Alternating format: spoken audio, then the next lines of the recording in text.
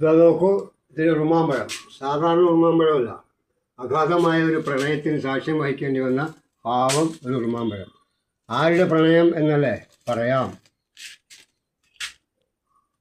രാജപുത്രി ഹുസ്നുൽ Jamal, മന്ത്രിപുത്രൻ ബദറുൽ Muneer, ഇവരുടെ പ്രണയത്തിന് സാക്ഷിയാകേണ്ടി വന്ന ഉറുമാമ്പഴം. ഉറുമാമ്പഴത്തിൻ്റെ ചോട്ടിൽ വെച്ച് ഒരു ചെയ്തു നാടുവിടണമെന്ന്. ഉറുമാമ്പഴ മരച്ചുവട്ടിൽ വെച്ച് അവർ തീരുമാനമെടുത്തു, നമുക്ക് നാട് വിട്ടു പോകാം, മറ്റേതെങ്കിലും നാട്ടിൽ പോയി സുഖമായി ജീവിക്കും. പക്ഷേ അവരുടെ പ്രണയം തകർത്ത് തരിപ്പണമാക്കാൻ അവരറിയാതെ അവരുടെ ഇടയിലേക്ക് ഒരു വില്ലൻ കടന്നു വന്നു. ആ വില്ലൻ്റെ പേരാണ് അബു സയ്യാദ്.